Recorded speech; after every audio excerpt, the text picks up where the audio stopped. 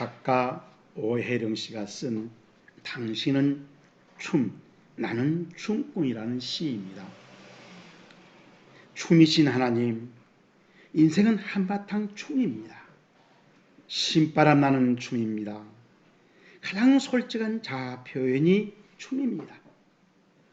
온 존재로 춤을 추며 살아가고 싶습니다. 미리 안무해서 기억에 내며 추는 춤이 아닙니다. 그때마다 마음으로 추는 춤입니다. 오혜령 씨는 연세대 영문학과를 졸업하고 모교인 이화여고에서 교사로 있으면서 24살 때 신춘문예 희곡 성야로 등단하여 희곡 작가요, 연극 배우요, 그리고 라디오 DJ 만능 스타로 이름을 날리면서 연극 영화 예술상 신인상을 수상했고 연극 대상도 수상하였고 36살 때 세계 언론인 작가대회 사무총장 자리에 오르기도 하였습니다. 그는 기독교인으로 자랐고 기독교 학교를 다녔기에 기독교에 대한 지식이 많았습니다. 하지만 그는 흔히 똑똑한 지식인들이 잘 빠져나가는 내 그물은 내가 채운다 라는 자기 과신에 사로잡혀 빗나간 인생길로 빠져갔습니다. 그러다가 한창 나이 37살 때 날벼락 같은 위암, 임파선 암에 걸려서 3개월 시한부 사형 선고를 받고 말았습니다. 암세포는 12지장과 임파선까지 전이되어서 수술도 할 수 없었고 방사치료를 딱 한 번밖에 못했답니다. 그는 집에서 날마다 죽음을 기다리게 되었습니다. 그런 상황에서 그녀가 했던 일은 오직 하나님께 항변하는 일이었습니다. 하나님 안에서 진리를 추구해온 저에게 왜 매를 드십니까? 주님이 살아계신다면 말씀해 주십시오. 말씀해 주시지 않으면 더 이상 믿지 못하겠습니다. 그러면서 달력 숫자에 빨간 색연필로 빗금을 하나씩 하루에 쳐갔습니다. 수고해야 한다는 예정된 날짜가 지난 며칠 날 누군가가 갑자기 자기의 목덜미를 잡고 끄는 것을 느꼈습니다. 그리고 방바닥에 네 동댕이 쳐졌는데 그 순간에 하나님이라는 생각이 벌쩍 들더랍니다. 그리고 무서워서 벌벌 떨고 있는데 교만이라는 생각과 함께 지난날의 일들이 주마등처럼 지나가는 겁니다. 눈물 흘리면서 잘못됐다고 시인하고 고치겠다고 다짐했답니다. 이렇게 반년 가까이 지나고 있을 때 그날도 기도와 찬송을 부르면서 혼자 예배를 드리고 있는데 갑자기 온몸에 오한이 음습이 몸이 부들부들 떨린 겁니다. 이제 죽는 시간이 다가왔구나 하고 그는 직감적으로 죽음을 예감했답니다. 그런데 정신이 혼미해지더니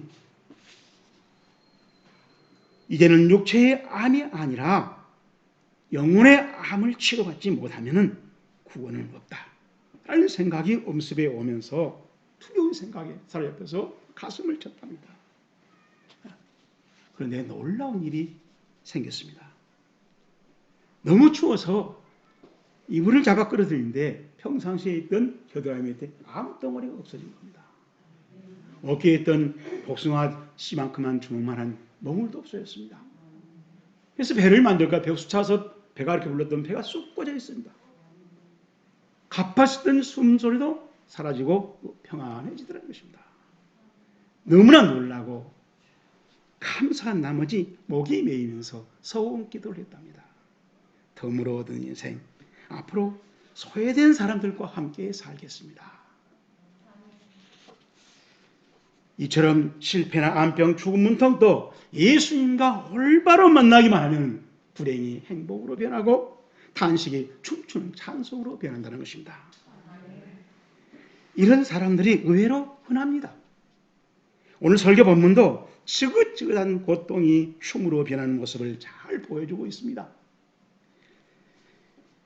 예수님께서 갈릴리 호숫가에 계셨는데 야이로라는 회당장이 와서 자기 딸이 죽게 되었으니 집에 좀 와서 고쳐달라고 애원을 했습니다.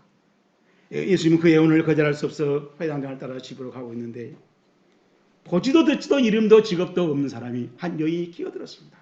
그리고 자기가 병을 안치받는 것입니다. 그래서 그 야이로의 딸은 죽고 말았습니다. 시간이 지체되었기 때문이었습니다. 사회적으로 무능했던 그 여인 때문에 한 동네의 유능한 회당장의 딸이 죽고 말았습니다. 그렇지만은 예수님께서는 두 사람 다 춤추게 했다고 오늘 우리 성경이 말해줍니다. 이 이름 없는 여인의 치료는 오늘날 저와 여러분의 현실이기 쉽습니다. 매스컴은 항상 유명하고 영향이 큰 사람을 쫓아다니죠. 그리고 그 사람들의 얘기를 신문에 보도하면 온 나라가 시끄럽고 그 보도한 기자는 특종을 잡았다고 자랑을 합니다. 그에 비해서 민초들의 비명소리를 알기는 사람들이 거의 없어서 가끔 우리 보지 않습니까? 농부들이 자라꾼 농작물을 갈아엎어버리는. 오늘 설교 본문도 어쩌면 알아주지 않아서 자기의 열매 농사를 갈아엎어야 할 만큼 철저한 잡초로 살아가고 있는 여인이었습니다. 그 이유는 무엇이었습니까? 혈루증 때문이었습니다. 레위기 15장에는 유출병이라고 기록되어 있습니다. 부정한 병이었습니다. 그래서 사람들이 가까이 낄 수도 없고 성전에는 절대 들어올 수 없었습니다. 자, 그 병은 불치병이었습니다. 바로 그런 병에 걸려서 시달리고 있었던 것입니다. 우리 성경을 통해서 어느 정도였는지 직접 확인해 봅시다. 33절입니다. 많은 의원에게 많은 괴로움을 받았고 있던 것도 다 허비하였으되 아무 효험도 없고 도리어 시작 더 중하여졌던 자에 이토록 험해질 망가지기까지 얼마나 걸렸나요? 12년 동안. 사람이 해골 같아 희망은 다 조각났을 것이고 극심한 우울증에 갇히기에 충분하였습니다. 그러나 어느 누구도 그를 받아들이려고 하지 않습니다. 오히려 철저하게 제지하고 밀어내고 소외시켰습니다. 그래서 우리의 현실로 표현, 우리의 상황, 우리들의 이야기로 표현한다면 삼성병원, 서울대병원, 경희대 한방병원, 뜸, 민방 다 시도해봤지만은 김병에 효자 없다는 그런 도저히 구제불능의 처지로 몰리고 말았습니다. 이제 철저히 사람들이 외면합니다. 소외시킵니다. 그리고도 무관심합니다. 오히려 그것은 당연하다고 사람들이 다 생각하고 어느 누구도 이상하게 생각하지 않는 그런 신세가 되어버렸습니다.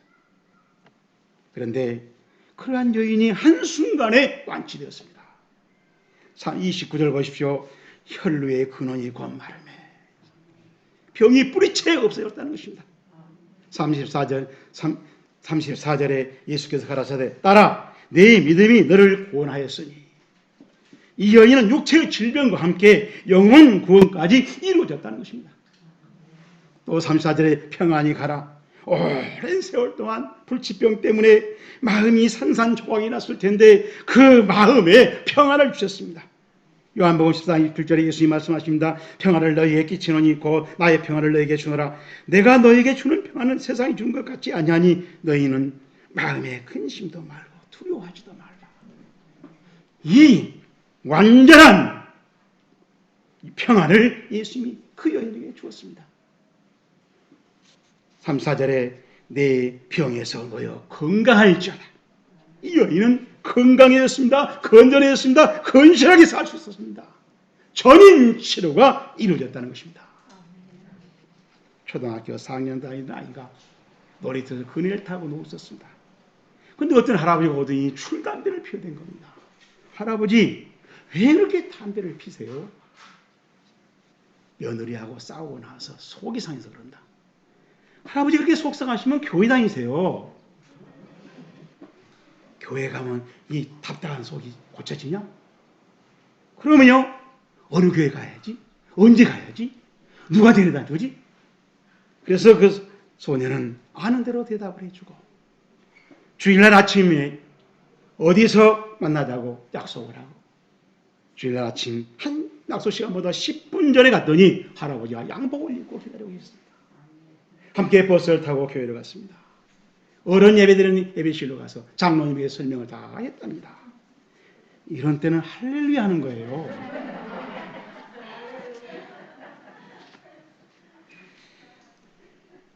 우리 주변에도 속상하지만은 어떻게 할 줄 모르는 영혼들이 많이 있습니다. 그런 어린아이 같은 아이를 기다리고 있는 사람이 그러나 자존심 상해서 부끄러워서 몰라서 말을 못하고 담배 왜 피세요? 묻기를 기다린다는 것입니다. 자, 그러면 어떻게 하면 놀라운 은혜를 받게 되는지 설교 본문을 살펴보면서 저랑 같이 함께 정답을 찾아봅시다. 첫째로 27절 말씀입니다. 예수의 소문을 듣고 무리 가운데 기어 뒤로 와서 시작 그의 옷에 손을 대니. 예수의 소문을 듣고 NIV 영성에 보면 She heard about Jesus. 예수님에 대한 예수님이 하고 있는 여러 가지 일들을 들었다는 거예요. 온갖 병을 고쳤습니다. 귀신을 쫓아냈습니다. 간풍을 잔잔하게 했습니다. 무리 소수로 걸어갔습니다. 이렇게 했던 예수님이 하신 일, 그런 일들을 들었다는 거예요. 그렇다면 우리로 말하면 성경 읽기입니다. 설교 듣기입니다. 성경 공부입니다. 다 해당됩니다. 중요한 점은 로마서 10장 17절 말씀입니다. 믿음은 들으면 선하며 들으면 그리스도의 말씀이라. 그리스도의라고 하는 이 말은 소유격입니다. 헬라어 성경은 디아 레마토스 그리스투, 그리스도에게 속한 소식, 기쁜 소식. 지금 우리는 온갖 소문이 넘쳐납니다. 하지만 예수님께 속한 기쁜 소식에 귀를 기울인 사람들은 드뭅니다. 불행하게도 교회를 다니면서도 무엇을 마실까 입을까 내 육신의 문제에 귀를 기울이지 예수님에 속한 구원의 복음의 천국 소식에는 관심이 없다는 거예요.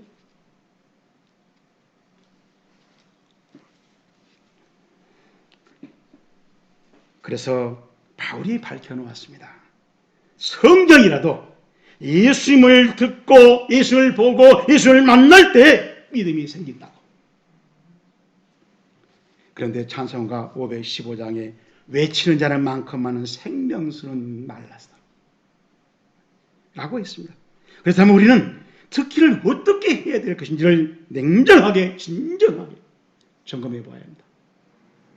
저와 여러분은 믿음이 생기기에 듣기를 잘해가는 신앙생활을 할 수 있기를 주님으로 축복합니다. 두 번째로 28절 말씀 봅니다. 이는 내가 그의 옷에만 손을 대어도 시작 구원을 받으리라 생각하니라. 예수님의 옷에 손만 만져도 내게 구원이 이루어진다고 생각을 했다는 거예요. 여러분, 이 생각했다는 말을 헬라어로 보면요, 엘레겐 까르 그랬어요. 까르라는 말은 왜냐하면 그랬어요. 그걸 우리 인은이라고 적었어요. 그럼 엘레겐이라는 말은요, 레고란 말에 미완료예요. 말을 했다는 거예요, 말을. 그래서 뉴 킹제임스 성경에 보면 for she said 왜냐하면 그녀가 말했다 이렇게 번역했어요. 근데 구니스 바이블에 보면 saying to himself 그 자신에게 중얼거린 겁니다. 속삭인 겁니다. 그걸 우리의 생각이라고 번역했어요. 그렇다면 이 여인은 정반대로 중얼거릴 수도 있었습니다. 가봐야 소용없어. 내 병은 12년이나 됐고 명의도 못 고쳤는데 치료비도 다 써버렸고 이제 병도 없는데 병은 점점 더 악화되어 버렸잖아.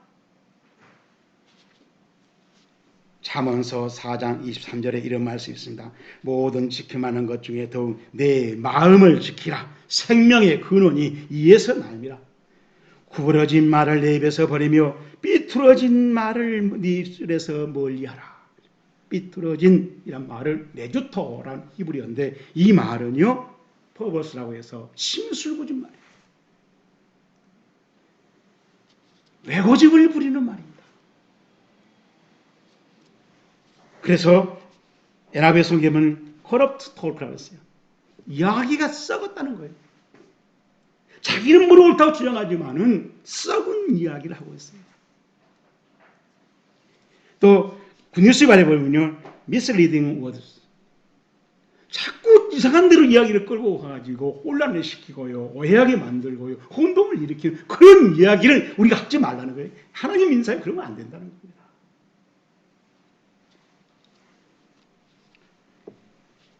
후두염에 걸린 권사님이 목사님을 찾아와서 안수 기도를 원했습니다. 목사님은 안수 기도를 정석껏 해드리고 새벽 기도를 시작하세요. 그때 권사님이 말을 하려면 목이 아파서 너무 따가워 힘들어서 기도를 못 하겠는데요. 그랬어요.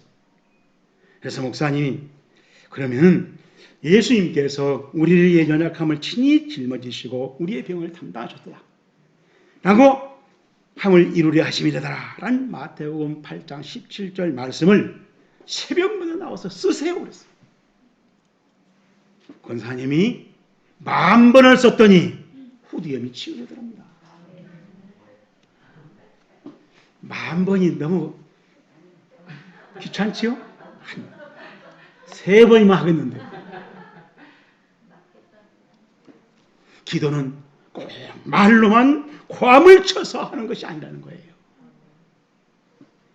말로 하든지 침묵을 하든지 글로 쓰든지 상관없습니다. 주님과 대화하면서 주님의 뜻을 알아차리면서 거기에 맞추면서 교제하는 그렇게 기도할 때 놀라운 일이 치료가 기적이 생긴다는 것입니다.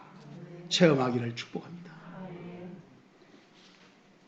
27절 말씀 봅니다.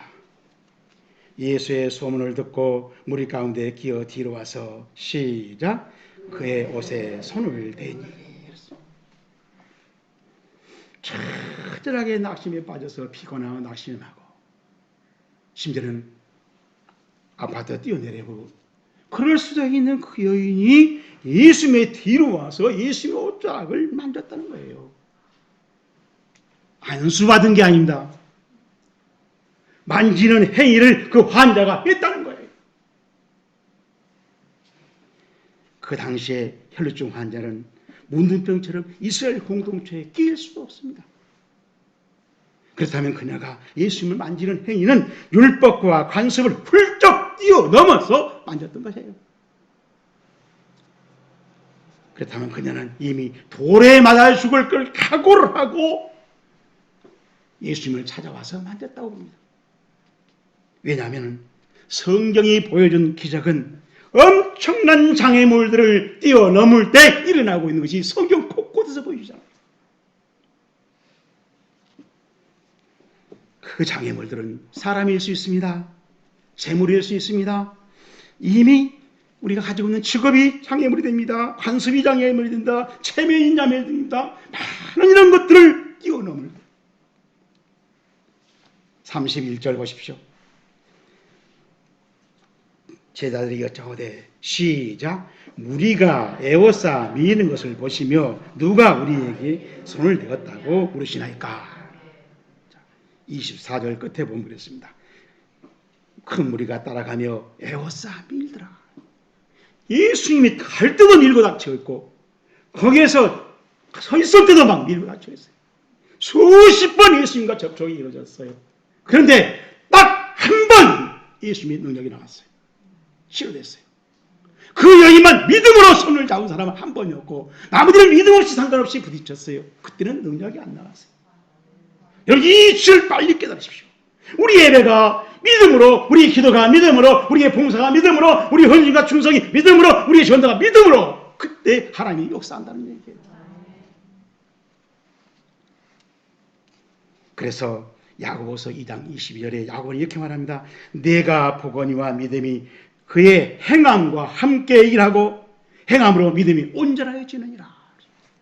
우리의 믿음이 행동을 할 때, 생활을 할 때, 삶으로 이룰 때 그때야 온전이고 그때 기적이 있는 타이밍이라는 거예요. 조선 영조 때 이재라는 이름 있는 학자가 있었답니다. 이재는 일찍 아버지를 여의고 호르몬 밑에서 자랐습니다. 그런데 이재가 12살 되었을 때 어머니가 이재를 데리고 삼촌을 찾아간 겁니다. 그 삼촌은 이만성이라고 하는데 그 당시 당대에 대단한 정치가 있답니다. 시아제, 자네 조카 인물로 좀 키워주세요. 놓고 가십시오. 며칠 있었는데 이만성 그 정치가가 형수님을 찾아갔습니다. 형수님, 그만 조카를 열심히 공부시키는데 안 하니까 매를 두고 때렸더니 죽어버렸어요. 어머니가 그 말을 듣고 눈물을 뚝뚝 흘리면서 가슴을 쓰리면서 했더니 고개를 들고 시아제 어쩌겠소? 그 인물로 만들다가려고 가르치다 그런 것을 괜찮습니다. 형수님, 사실은 죽지 않고요. 나를 얼마나 신뢰하고 맡겼는지 그걸 알아보려고 제가 그랬습니다. 그 이후로 이만성은 조카 이재를 정도로 가르쳐서 대학자가 되게 했다는 것입니다. 어떤 각오로 임하느냐에 따라서 그 결과의 열매가 달라질 수 있다는 거예요. 이것은 우리 신앙의 진리도 통합니다. 시몬으로 끝까지 졸업하면은 예수님의 제자가 될 수 없어요. 온갖 고난 훈련을 다 받고 시몬이 베드로 훈련을 받을 때 사도행전에 베드로 역사가 일어나는 것입니다. 혈류증 환자도 죽으면 죽으리라고 그 정도의 각오를 하고 예수님 앞에 왔고 예수님을 만났고 예수님 오킷을 만났을 때 하나님의 창조의 전지는 기적이 일어났다는 것입니다. 이 기적을 원하시면 여러분도 결심다운 결심을 하나님의 통하는 결심을 예수님이 원하고 기다리고 있는 결심을 할 수 있기를 주님으로 축복합니다. 마지막으로 33절 봅니다. 여자가 자기에게 이루어진 일을 알고 두려워요. 떨며 와서 그 앞에 엎드려 시작 모든 사실을 여쭈니. 여인 자신이 고침받은 사실을 예수님뿐만 아니라 거기에 모이는 여러 사람들 앞에서 밝혔다는 것입니다. 누가 내 옷에 손을 대었느냐? 라고 그 사람을 예수님이 찾았기 때문입니다. 이것은 예수님께서 병 고친 걸로 끝내버리지 않고 병 고친 일을 간증하라는 거예요. 그걸 기다리고 있었습니다. 그걸 생략하면 안 된다는 거예요. 간증 후에 예수님은 내 믿음이 너를 구원하느냐라고 선포합니다. 너는 건강이라고 선포합니다. 여러분, 병 고친 기적이 끝이 아니라는 거예요. 진짜 중요한 영혼 구원이 다음에 이루어졌고 네가 사람들의 건강이 있었고 건강에 살면서 이룬 평안, 우리 마음의 치료, 우울증까지도 정신병까지도 깨끗하게 치료해 주신 치료를 간증 후에 해 주시더라고요. 그래서 바울도 이런 간증을 했습니다. 그러나 무엇이 내게 유의하던 것을 내가 그리스도를 위하여 해로 여길 뿐 아니라 모든 것을 해로 여기면 내가 그리스도 예수를 아는 지식이 가장 고상하기 때문이라. 내가 그를 위하여 모든 것을 버리고 배설물로 여기면 그리스도를 얻고 그 안에서 발견되려 함이라. 빌립보서 3장 7절 9절까지입니다. 변화되어야 한다는 것입니다. 변화된 것을 알려야 한다는 것입니다. 그래서 바울은 또 데살로니가서 3장 10절에 이렇게 말합니다. 주야로 심히 간구하면 너희 얼굴을 보고 너희 믿음이 부족한 것을 보충하게 하려며. 우리 믿음이 점점 근처해야 되고, 우리 믿음이 점점 좋아져야 되고, 우리 믿음이 점점 강해져야 되고, 커져야 되고, 높아져야 되고, 점점 성숙해야 되고, 뜨거워져야 되고, 점점 진해져야 되고, 점점 많아져야 되고.